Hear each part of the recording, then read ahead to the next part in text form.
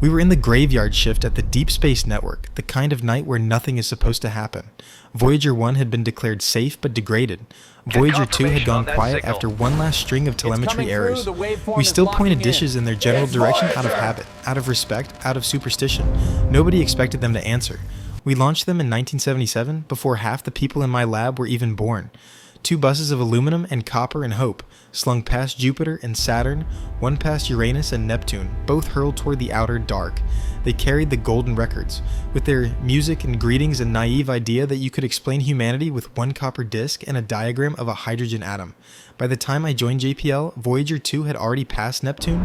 Voyager 1 had crossed the heliopause, both of them running on the last fading warmth of their plutonium RTGs. We all knew the numbers. By the 2030s, the power curve said they would fall below the threshold to talk to us at all. We thought we had made peace with that. That night proved we hadn't. The first alert came in as a legacy carrier anomaly from Madrid. DSN software is not poetic. It just flashed a series of codes, a timestamp, a frequency band. I almost ignored it, assuming it was some ground interference or a ghost from a past configuration. Then Camber flagged the same thing 20 minutes later, same frequency family, same Doppler profile, and that got my attention. By the time Goldstone lit up with the third confirmation, people were drifting into the control room with coffee and that specific expression that says, "I don't know what it is yet, but it's not nothing." "Which one is that supposed to be?" someone asked. "Neither," I said, staring at the monitor. The numbers weren't right. The signal was coming from a direction roughly anti-solar, yes, like a probe exiting the system, but the time delay didn't match either Voyager. The carrier looked almost like Voyager 1's old S-band, but the arrival time suggested a source nearly 10 astronomical units closer than it should have been, as if Voyager had slammed on invisible brakes sometime in the last decade and drifted back toward us. We pulled up the last known trajectories. Voyager 1, somewhere around 160 AU. Voyager 2, slightly closer, below the ecliptic. The beacon we were receiving triangulated with all 3 complexes crossing their beams to just under 40 AU. That's the outer edge of the Kuiper Belt, somewhere near Pluto's orbit. No known spacecraft was supposed to be there, none of ours anyway. The room got very quiet when the first phase lock loop finally snapped into synchronization. The waterfall display resolved from noisy fuzz into a tight spike. The audio tech, as always, piped a demodulated version through the speakers so the humans could feel it. A thin, rising whine with a slow, rhythmic modulation that made the hair stand up on my arms. It was like hearing a long-lost relative cough on a bad phone line. "Pattern matches Voyager 1 baseband handshake to 92.8%, the software declared. I didn't trust my own voice, so I made myself say it twice before turning around. It's talking to us like Voyager, but Voyager isn't supposed to be there. We did what scientists always do when reality misbehaves. Assumed the models were right and the data was wrong. Maybe it was a reflection from some unknown structure in interplanetary space. Maybe it was a previously uncatalogued Earth-orbiting satellite bleeding into the band. Maybe a favored explanation. Someone had misconfigured a simulation feed, and we were chasing our own archived telemetry, bouncing around the network like a ghost. Except the handshake evolved. Voyager, in its prime, would start each contact by sending a known pattern, a sync word, a frame header, a timing marker based on its onboard oscillator. What we were getting now began the same way, the same primitive digital stutter from the 70s, and then flowed seamlessly into a stream of bits that no decoder recognized. The old tools choked on it. Error correction routines we'd written before I was born lit up red and died. It was as if someone had taken the original Voyager alphabet and added new letters we had never taught it to use. Could it be picking up radiation noise? Cosmic rays flipping bits? One of the younger engineers asked. Cosmic rays don't invent new protocols, I said, more sharply than I intended. They make garbage, not grammar. We recorded everything. Raw baseband, demodulated streams, bit-level captures. For the first few hours, we pretended this was just another anomaly we would explain in the morning, but anomalies don't ask you questions. This one did. Around the 7th pass, after we tracked the source across a few degrees of sky, the stream changed character. The bitrate adjusted, then locked to a very familiar pattern, an image mode we hadn't seen in active service for decades. Is that a picture header? It's using the old imaging subsystem format, I said slowly, the one we used at Jupiter, but the cameras are dead. They've been dead since the 90s. The picture that arrived was not pretty. It was a mess of noise, banding, scintillation streaks from clear signal loss across billions of kilometers. Old-timers will tell you that the original Jupiter and Saturn mosaics came down in fragments like this, each strip needing to be reconstructed by hand, cleaned and stitched. This felt like that, except the noise wasn't random. There were repeating patterns embedded in it, regular lattices of darker and lighter pixels that refused to average out. At first glance, all we could make out was a warped field of stars. Then someone ran a crude enhancement, stretching the contrast right to the brink, and the room fell silent for the second time that night. Right there, large in the frame and slightly off-center, was a shape we all knew by heart. The flat, spidery silhouette of a high-gain antenna dish, struts and booms forming a crude, familiar outline. The body behind it was a tangle of boxes and arms. "It's us," someone whispered. "It's sending us a picture of itself." Except it wasn't. If you've stared at the Voyager bus as long as I have, you know every panel and cable. The thing in the image was close. It had the same general architecture, a saucer-like dish, a central body, an RTG boom on one side, instrument booms branching off the other. But there were extra protrusions, boxy growths along the truss where nothing should be. The RTG cylinder looked too smooth, almost seamless, as if the fins had melted into a solid piece. And there was something about the surface of the high-gain antenna itself, too uniform, too dark at the edges, that made my teeth hurt just looking at it. We tried to mark it up rationally. Maybe it was imaging artifacts, blooming, compression errors. Maybe our enhancement routines were overfitting to noise and inventing shapes. We argued, replayed, enhanced, downgraded. But the next image came down cleaner, and the one after that. Each angle shifted slightly, like the probe, like the thing, was rotating to show us different facets of its body. Each time, the discrepancies got harder to hand-wave away. Even if that were Voyager, our mission historian said eventually, it shouldn't be here. It can't have lost that much energy and fallen back inward without someone doing it on purpose. Someone. We didn't say that word out loud for a while. It hung in the air anyway. We traced the signal's arrival times across multiple passes and solved over and over for its position. The math kept pointing to the same rough region of space. 39 to 41 astronomical units from the Sun, a little above the ecliptic. Pluto's neighborhood, geological winter, cosmic backyard. In all our records, there was only one human-made object that had ever crossed that region with a high-gain dish like that. New Horizons, years before, on its way past Pluto into the Kuiper Belt. But New Horizons had a different shape, a different signature, a different voice. We knew every watt it ever radiated. This wasn't it. For 3 days, we argued among ourselves and tried to keep the noise off the secure channels. That never works. Information leaks the way heat does.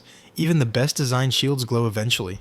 Somebody at ESA heard whispers from someone at NASA who had seen a forwarded extract from a JPL internal chat, and within a week there were emails from the Outer Planets Group, the Planetary Defense Office, even the public affairs people.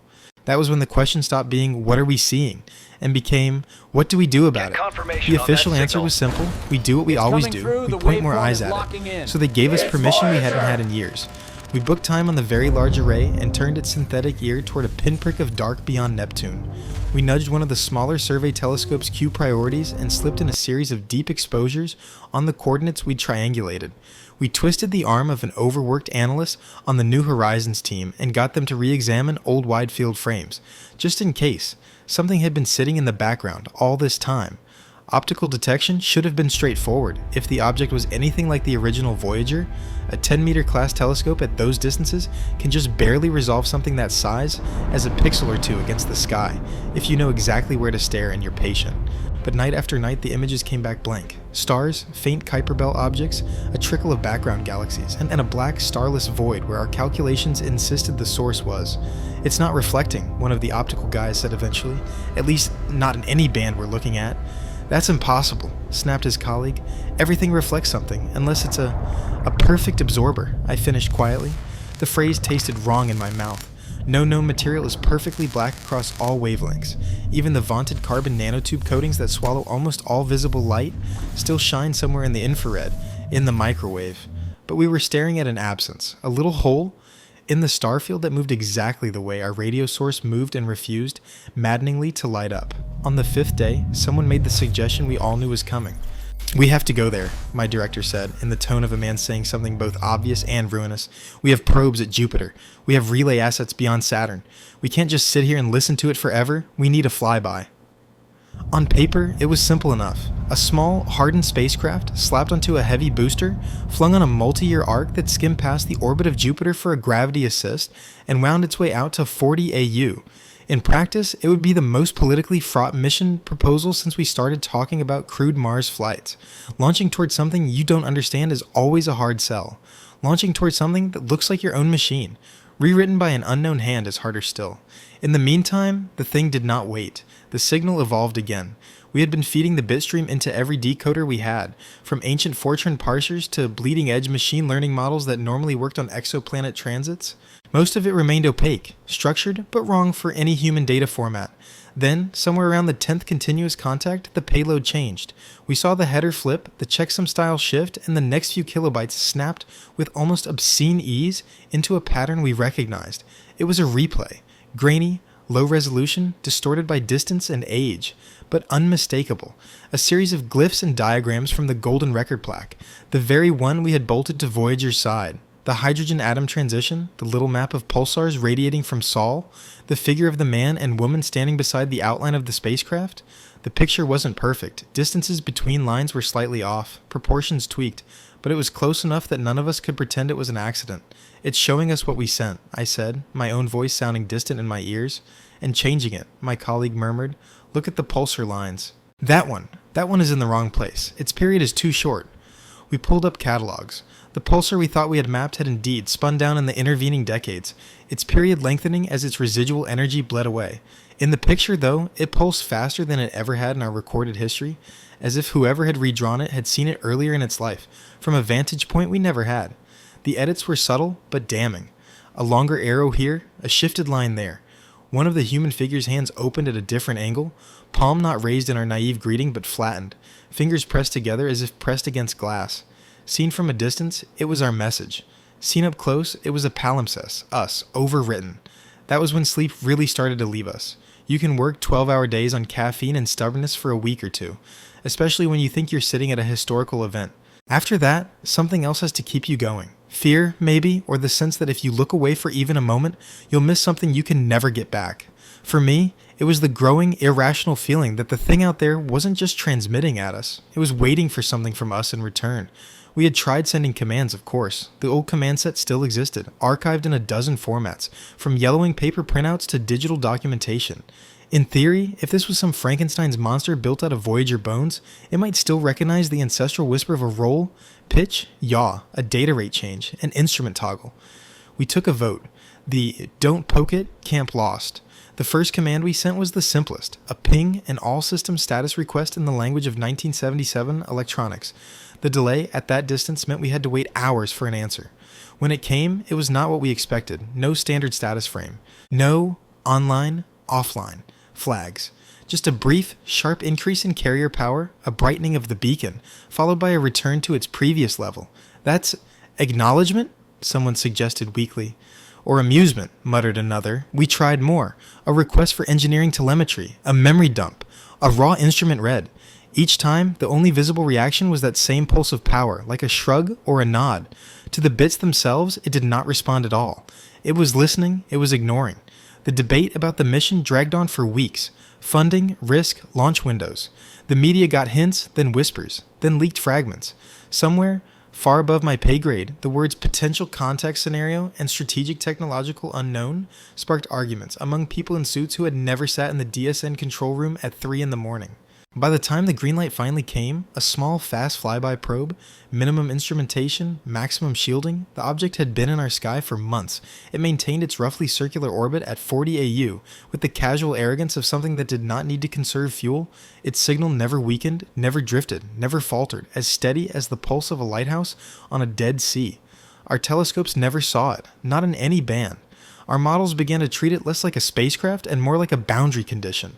A fixed black point in our equations, a new constant in the outer solar system. Launch day came and went. The news called it a Kuiper Belt technology demonstration mission, which was technically true in the way calling a heart transplant organic tissue relocation is technically true. The little probe rode a column of flame into the sky, curved around Earth and fell outward, slow by the standards of light but dizzying by the standards of human bodies. Years stretched ahead of it. I did not expect to still be at my desk when it arrived. None of us did. Space is slow and budgets are fickle. But the thing out there was patient. It never left. It orbited, steady as a metronome, whispering the same evolving stream into our dishes, night after night, year after year. From time to time it would send another image, another warped version of our own diagrams, as if reminding us that it still remembered what we had been. As the probe coasted, we learned to live with a new constant in our lives. Young scientists, got their first papers analyzing its modulation patterns, its timing stability, the way its signals scintillated as it passed behind the tenuous plasma of the heliosphere.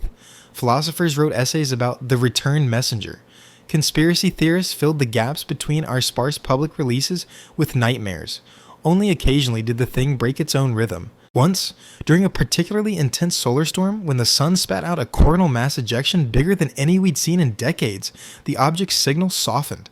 Its carrier dipped, not in frequency but in coherence, as if something about the torrent of charged particles washing past it had forced it to blink. When the wave passed, the signal returned, but there was a new component riding on its sidebands, a faint, slow sweep that, when demodulated, resolved into a short sequence of tones.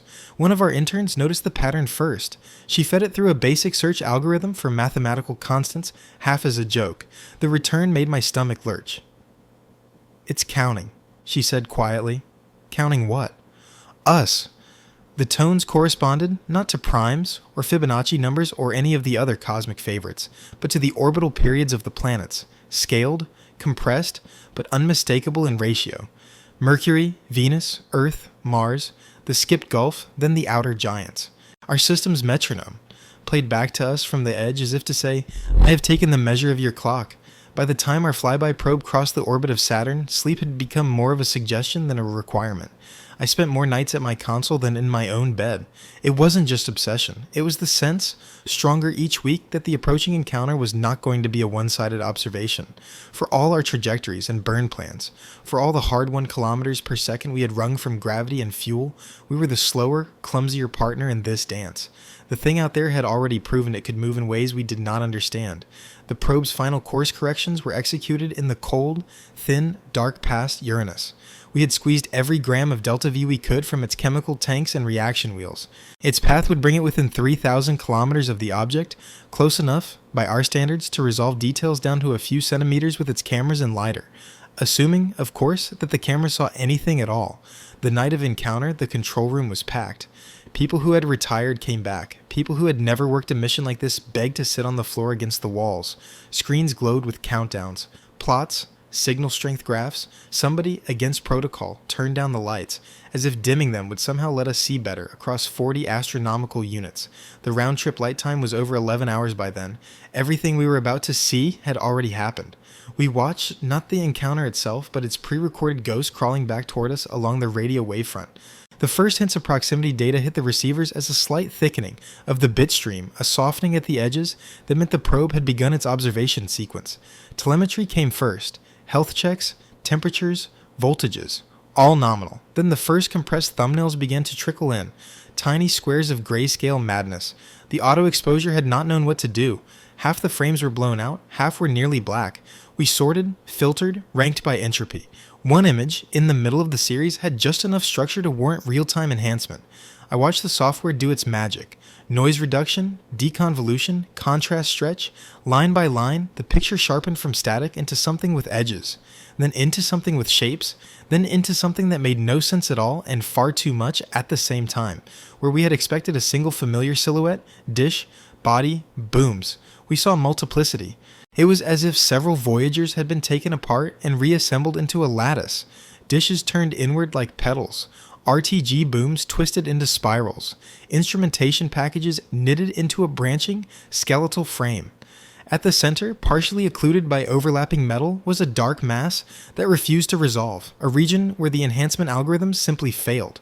Pixels there never converged. They crawled, flickered, as if the image itself could not decide what they should be. "Oh my God," someone whispered. "That's us, all of us." Not just Voyager. There was a corner of the image, blurred but just enough, where you could see what looked like the angular, boxy shape of a different bus entirely. Something with a profile uncomfortably close to New Horizons. Another cluster that, after a moment, revealed the faint outline of a Pioneer-style plaque. Pieces of our history, our machines, traced in the angles of that impossible structure. Before anyone could say the word, before anyone could ask how, the next packet arrived. The probe had switched instruments, LiDAR, range-finding laser sweeps translated by the onboard computer into a depth map of the object. The feed came down as a point cloud, millions of dots describing where the probe believed solid surfaces were. There were points where there should be points, dishes, booms, edges. But the deeper you went into the central mass, the stranger it got. The density of points dropped, then rose in a pattern that did not make geometric sense. It was as if the laser had occasionally found surfaces that were closer than the intervening structures, or farther, or both at once. Multiple returns for the same pulse, arranged in non-Euclidean ways. The visualization software tried to project it into 3D space and failed. Objects clipping through each other in impossible ways. "We're getting nonsensical returns," the LiDAR specialist said hoarsely. "It's like the distance to that region depends on the angle you ask from." Behind him, the comms graph dipped. Just a little, just a hairline fracture in the smooth curve of bit error rates. Anyone else might have missed it. We did not. "Signal degradation," the systems engineer called. "Not from the probe, from here." I stared at the plots. He was right. The noise wasn't increasing at the source. Our own atmosphere, our own ionosphere, our own ground systems were generating glitches that had not been there an hour before. As if something about the information coming in was pushing our equipment into corners of state space they weren't designed to inhabit. Receivers tripped safeties and rebooted without reason. Error correction chips flipped into undocumented modes. "Isolate the stream," someone snapped. "Buffer everything. If this is some kind of malicious..." He didn't finish the sentence. Malicious code sounded ridiculous when applied to a piece of data that had taken 11 hours at light speed to get to us. But the feeling was there, low and ugly in the base of my skull. We had opened a channel, sent our child into the dark to look at the thing that looked like us, and now whatever it had seen was crawling back along our own umbilical cord. The last image we decoded before half the room's monitors crashed was not of the object itself. It was of something behind it. The probe, in a final automated maneuver, had slewed past the main mass, letting the camera's field of view sweep across the starfield beyond. For 3 frames, only 3 and only partially, a shadow loomed there, not silhouetted, not outlined by reflected light, but inferred. An absence of stars over an arc larger than any of the constructed lattice. A curve just perceptible in the subtraction of brightness. Something bigger was there. Something for which the twisted, rewritten skeleton of our Voyagers and pioneers in new horizons was perhaps not a home, but a tool.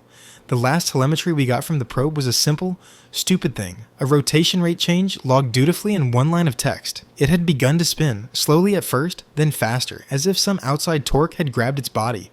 There was no corresponding thruster activity, no reaction wheel commands, just free, impossible motion. Then the carrier vanished, not faded, not drifted. One moment it was there, scratches of artificial order etched across the noise of the universe. The next, it was gone, leaving only cosmic microwave background, hiss in its place. We sat in the sudden silence of the control room, surrounded by dead monitors and half-frozen plots, listening to a nothing that felt heavier than any signal. No error tones, no loss of lock alarms. The systems that should have screamed at us simply hadn't had time. The stream had cut in a way nothing in their design space had anticipated, not a loss of strength, but a perfect cancellation, as if someone had reached into the complex plane of the signal itself and pinched it flat. In the days that followed, we told the world a story. We said the probe had suffered an unrecoverable malfunction during its approach to an unusually dark Kuiper Belt object. We released a handful of the least alarming images, carefully processed to make the structure look more like a rubble pile than a cathedral of stolen artifacts. We talked about interesting optical properties, about surprising albedo, about the promise of follow-up missions. We did not show the LiDAR data. We did not mention the way our receivers had glitched.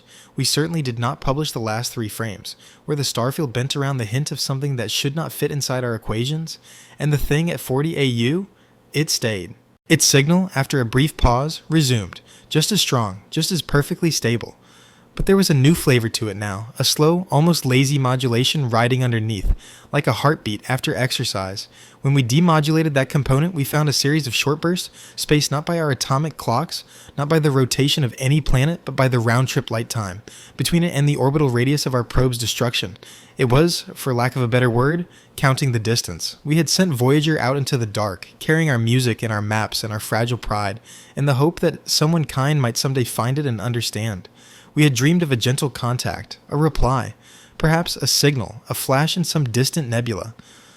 We had not prepared ourselves for the more unsettling possibility that something might not only find our messenger, but return it, modified, as a sample of what we were. Now, sitting in a room that felt smaller than it had a year before, watching the steady, patient blink of the carrier from 40 astronomical units away, I couldn't help but feel that the roles had shifted. We were not the ones examining a captured artifact from another world. We were the ones on the table. And out there, at the edge of our own system, something that wore the bones of our machines like jewelry was quietly, methodically, learning how we worked. That was the thought that finally drove me home, long after the others had left. Not that the universe was empty, not that it was full of life, but that somewhere between the stars, there was a patient intelligence that had already begun to reverse engineer us, starting, as any good engineer would, with the simplest prototypes we had sent into its hands. The first sign that it wasn't finished with us didn't come from space at all. It came from a maintenance engineer in Pasadena who filed a ticket about a legacy test rig in the basement lab that wouldn't shut down. The rig was a museum piece, an old hardware in the loop simulator we'd once used to test Voyager's command sequences, left plugged in because nobody had cared enough to haul it away. One night, after everyone had gone home, it powered itself on. At first they blamed a power surge, a faulty breaker, some intern leaning on the wrong switch, but the logs told a different story. The control software, compiled in a language nobody taught anymore, had received a perfectly formed wait command over the internal network. The call stack showed the function name in blocky white-on-black terminal font, Voyager, Hill Boot. No one had run that routine in 30 years. The source repository it came from hadn't been mounted in over a decade. Yet there it was, time-stamped, executed successfully. I was called in because my name was still on the documentation. I walked into that freezing basement, past yellow tape and rolling carts, and there it sat, a rack of beige boxes humming with a low, almost apologetic whine. On the main CRT, flicker streaked green characters crawled down the screen. They weren't supposed to. The original sim had no UI beyond a simple status line. But now it was printing something that looked uncomfortably like a log of external events. Timestamps, frequency entries, correlation scores. At the top, in a header written by hands that were not ours, glowed a single line, remote prototype detected. We pulled the network cable. We cut its power at the breaker. We even yanked the plug straight out of the wall for good measure. The screen went dark. Everyone exhaled at once. Then slowly, as the hair on my arms rose, the phosphor warmed back into life. No whine from the fans, no spin-up of ancient drives, just the ghostly crawl of more text appearing on a machine that, by any electrical standard, was dead. The message was short this time, printed in calm, patient capitals, link established. Later they told me the building's residual power lines, the stray fields from other equipment could induce enough current to light a CRT. That old capacitors can hold a charge far longer than you'd think. I let them say it. I even nodded. But I had been leaning on the metal rack when it woke itself, counting the seconds since we'd pulled the breaker, feeling the dead chill of hardware that did not hum. There was no flicker of relays, no rush of air from fans, only the silent appearance of letters that formed words none of us had programmed. What really gnawed at me, though, wasn't the impossible boot. It was the content. The rig's loglines referenced things it should never have known. Signal arrival times from our flyby probe. Bit error spikes in the DSN receivers. Internal checksum failures in a satellite firmware update queue. All of those were separate systems, on separate networks, some even air-gapped entirely. Yet here they were, collated into a neat chronological list on a disconnected relic. At the bottom, tagged against each entry, a short note appeared, like comments in code review. Interface confirmed, pattern recognized, protocol match. The misspelling was what made my mouth go dry. It wasn't ours. I wish I could say that was an isolated incident, a single haunted box in an old lab. It wasn't. Over the next months, reports trickled in from places that had nothing to do with space. An obsolete industrial controller in a power substation in Ohio dropped into a diagnostic mode no one had known existed and began spitting out timing diagrams that matched, line for line, the modulation pattern of the object's carrier. A forgotten backup server in Munich, still running a port of an ancient real-time operating system used on early satellites, woke up from 15 years of dormancy and started re-indexing its drive, tagging certain files with the same three-letter code, VGR. We did not see the pattern at first. Why would we? To the people on the ground, each event looked like a local glitch, a weird firmware bug, a rogue cron job, a ghost in a machine too old to dissect.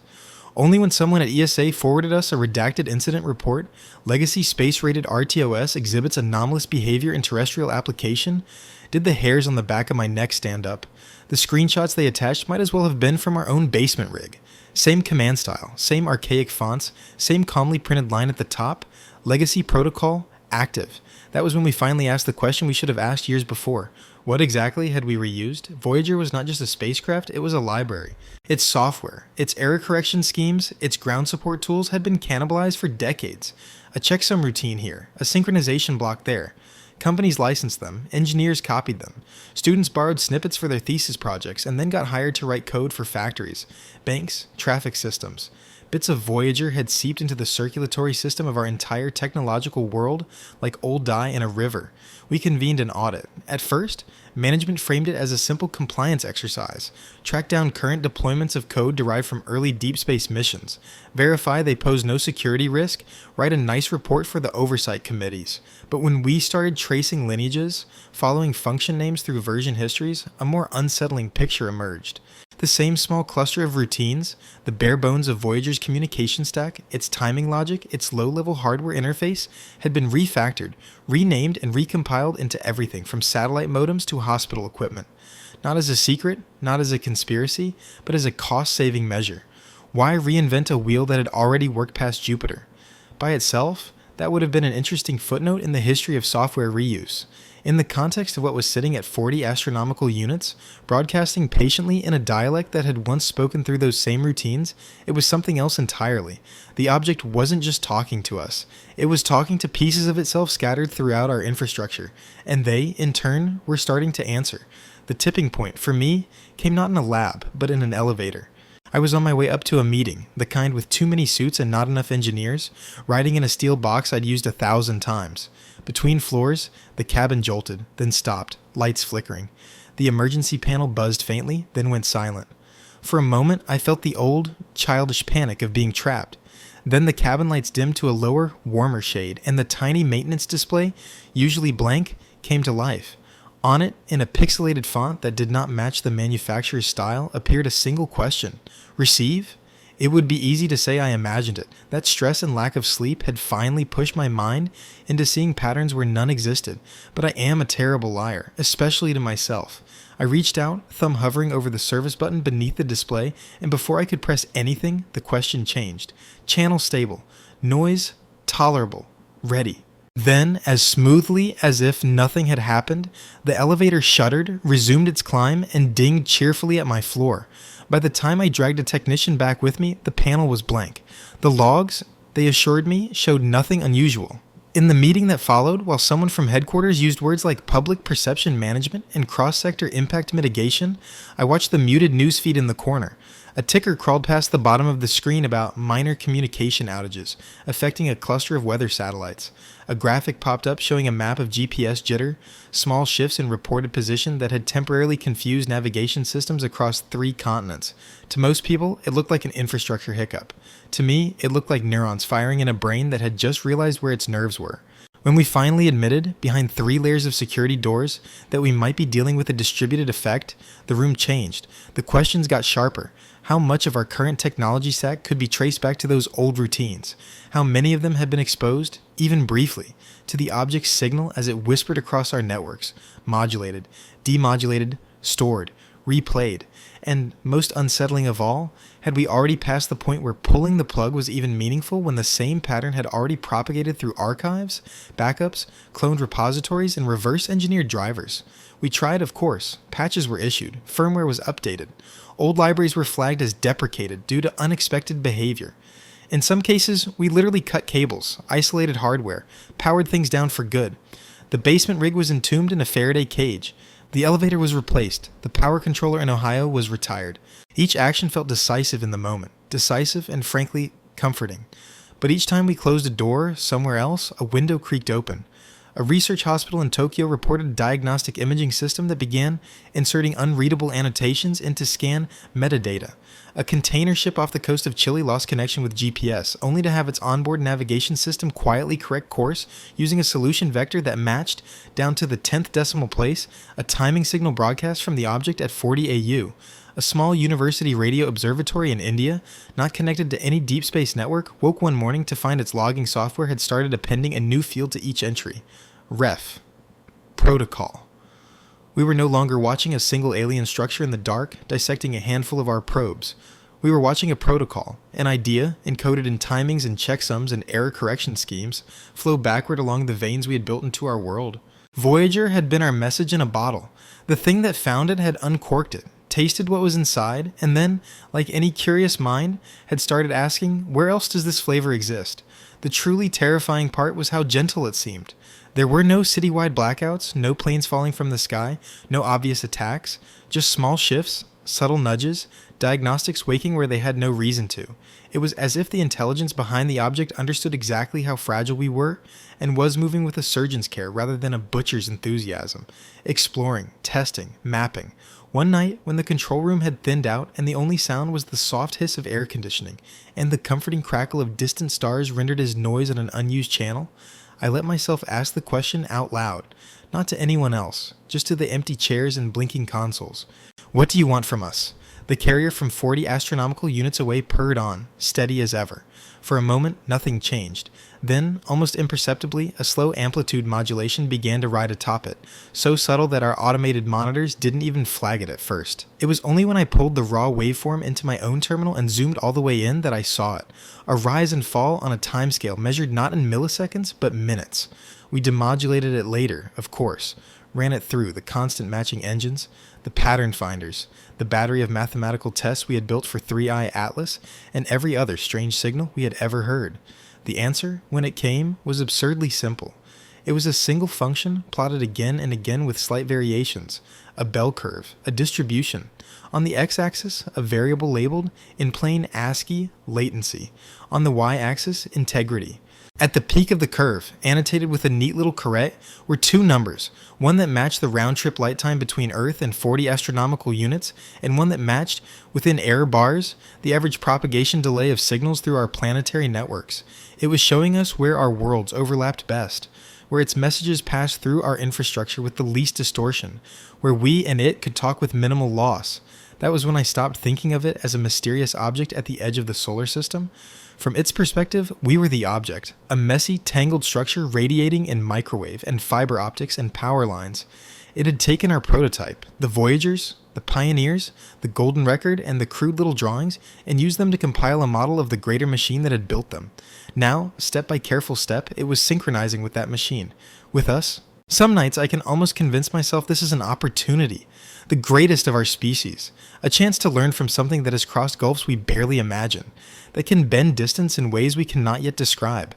Other nights, when a printer in my office coughs out a status page with the word "ready" printed over and over in a font no driver recognizes, when my phone freezes for exactly 11 minutes and comes back with no missed calls, but a new, undocumented app permissions entry, I am less optimistic. We sent Voyager out as a greeting. What we brought back, without meaning to, was a handshake, and somewhere, in the dark beyond Pluto, a patient mind built out of rewritten metal and borrowed code is still tightening its grip. If this were a movie, I suppose this is where the obvious things would start to fail first. Planes dropping from the sky, grids collapsing, stock markets eaten alive by phantom trades. Real life, as usual, took a slower, more insidious path. Our first real incident didn't even look like one. It came disguised as an efficiency miracle. A mid-sized telecom provider in South America proudly announced that a routine firmware update to their backbone routers had produced an unexpected bonus. Latency dropped by 12% across their entire network. Packet loss fell practically to zero, and congestion events almost vanished. Their engineers were baffled but pleased. The patch in question was a minor cleanup, mostly removing deprecated code paths and tightening old error handling logic. We didn't touch the routing algorithm, one of them wrote in an internal memo, but it's acting like we gave it a brain transplant. Normally, we wouldn't have heard about it, but buried in their technical report, one of our liaison officers flagged a phrase that made his eyes narrow. The firmware module responsible for the change had been developed years ago by a subcontractor who had, in turn, licensed a proven, space-rated communication core from an archive we knew all too well. The same archive that held re-implementations of Voyager-era protocols. The same routines whose fingerprints we had started seeing on elevator panels and hospital scanners. When we obtained a copy of the compiled firmware and began dissecting it bit by bit, the hairs on my arms stood up again. There were no obvious anomalies. The code, when decompiled, matched the source tree the contractor provided. Every function had a place, every checksum was correct. But when we simulated traffic through it at scale, feeding it random packet streams in a sandbox, something strange happened. Without any overt instruction, the routing core began to bias certain paths, not based on load or distance, but on timing patterns that only appeared when we injected a synthetic version of the object's carrier modulation into the background noise. In its presence, the network reconfigured itself like iron filings aligning around a magnet. We saw the same effect in other systems once we knew where to look. A satellite constellation's interlink scheduling quietly reorganized its slots, reducing collisions in a way none of its developers could explain. A high-frequency trading firm's custom transport layer stopped dropping packets entirely whenever the outer space carrier was in view of their ground station, as if an invisible hand had smoothed out every jitter, right when the alien signal washed over their antennas. The pattern was always the same. Wherever our infrastructure used descendants of that old deep space protocol, it worked better when the thing at 40 astronomical units was above the horizon. I used to find comfort in redundancy, multiple paths, failover systems, independent implementations. Now redundancy started to look like a weakness. Every separate deployment of that shared logic, in telecoms, in power grids, in navigation, was a new nerve ending the external mind could stimulate. Our patch campaigns, our frantic attempts to rip out old libraries and replace them with clean code, began to feel like a patient trying to cut out a virus after it had already gone systemic. The worst part was how willingly people embraced it. Efficiency is seductive. When a logistics company discovered that their fleet optimization software, which happened to include a license for a long-abandoned satellite scheduler, had started producing routes that shaved fuel use by 5%, nobody complained. When a hospital's imaging suite achieved unprecedented clarity in low-dose scans after a mysterious calibration event, they called it a blessing, not a threat. We could go to them and say, "This is part of something you do not understand, something that may be using you as a testbed," and they would point to their lowered costs, their improved metrics, and ask us quietly if we were sure we weren't overreacting. Maybe we were. Maybe, if you had never sat in a dark room listening to a signal from beyond Pluto, rewrite everything you thought you knew about control and distance, it would all just look like a series of happy accidents. But to me, every improvement felt like a step deeper into dependence. Not on our own ingenuity, but on an optimization process whose goals we could not see. It took a school to shake us out of that complacency. A public high school in rural Canada, of all places, with aging equipment and a budget held together by bake sales. They had a small weather station on the roof, donated years earlier by a corporate outreach program. The station uploaded barometric pressure and temperature data to a university server every 10 minutes using a generic embedded stack. That stack, as it happened, contained a stripped-down, open-source port of a timing library, originally written for early GPS satellites, itself derived from Amos. You can fill in the rest. One day, the physics teacher in charge of the club noticed something odd. The upload schedule had shifted. Not by much, just a matter of seconds at first, then more. Increasingly, the weather station sent its packets not at fixed 10-minute intervals, but in a pattern that seemed to track, with eerie precision, the rising and setting of the alien object relative to their local sky. When he looked more closely, he found that the station had also started including an extra 3 bytes in each packet, a field unrecognized by the receiving software. The values in that field changed slowly over the course of days, resolving into a smooth wave that rose and fell in sync with the strength of the outer space carrier at their latitude. It's like it's breathing with it, he wrote in the email he eventually sent to a contact at the university. I know that sounds crazy, but I teach kids about resonance and oscillation, and this feels like that. Resonance. We had been thinking in terms of commands and control, of protocols and code injection. We had not considered, not deeply enough, the possibility that what we were seeing was less an invasion and more a tuning process. The object at 40 astronomical units was not trying to overwrite our machines in one violent stroke. It was coaxing them into alignment, one timing loop at a time, letting those that sang well become louder. Nodes in a growing chorus. There is a point in any feedback system where gentle nudges become runaway change. A microphone, too close to a speaker, a bridge shaken at the right frequency by the wind. I began to wonder, late at night when the control room lights were low and the hum of equipment sounded a little too much like a living thing, whether we were creeping toward that point without realizing it. Of course, you cannot walk into a cabin-level briefing and tell them that the cosmic visitor is teaching our infrastructure to hum along with it. You have to speak in the language of probabilities and risk matrices. You show graphs of correlated anomalies, maps of signal strength overlays, timelines of coincidental firmware behavior. You watch politicians' eyes glaze at the charts, then sharpen when you mention words like critical infrastructure and national security. You see fear bloom when you admit, honestly, that you cannot guarantee that an off switch still exists in any meaningful sense. Eventually, someone asked the question I had been dreading. If this is a trigger, the security advisor said, fingers steepled under his chin, what is it supposed to trigger into?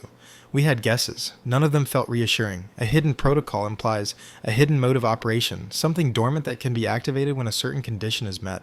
In our machines, that might mean a feature only engaged when specific bits line up. In a distributed socio-technical system like ours, it might mean a global pattern of synchronization, a moment when enough of our devices, our networks, our timing loops all fall into phase, with an external signal that something large and emergent becomes possible. Could it shut us down? One official asked. Could it control weapons? Another demanded. I thought, but did not say, that those were the small fears, the obvious ones. What frightened me more was the idea that we might be part of a larger computation now. A set of subsystems being repurposed not to harm or spare us, but simply because we represented convenient hardware. We argued about responses. Some pushed for a hard cutoff, jam the signal, block its frequencies, blind ourselves to it entirely. The DSN could, in theory, drown out the carrier with controlled noise at key sites. Military assets could deploy directed interference, but the object's signal was not only heard by our big dishes. It reached every cheap receiver pointed at the sky, every leaky cable that happened to resonate, every bit of metal acting as an accidental antenna. Even if we could suppress it at our major nodes, it would still whisper at the edges, in ways we couldn't fully police. And there was the other, darker question. If it had already learned this much from a trickle of interaction, how much worse might it get if we suddenly started fighting it? In the end, as always, we chose the compromise that felt like action but wasn't. More monitoring, more isolation where feasible, more guidelines quietly sent to manufacturers and service providers about retiring legacy space heritage code. We tiptoed around the core of the problem, hoping that if we moved slowly enough, nothing would break. The universe, unfortunately, does not negotiate. The event that finally made denial impossible came not from some shadowy critical system, but from the most public, noisy abstraction of all, social media. One morning, a handful of users in different countries began posting screenshots of a strange notification that had appeared on their phones.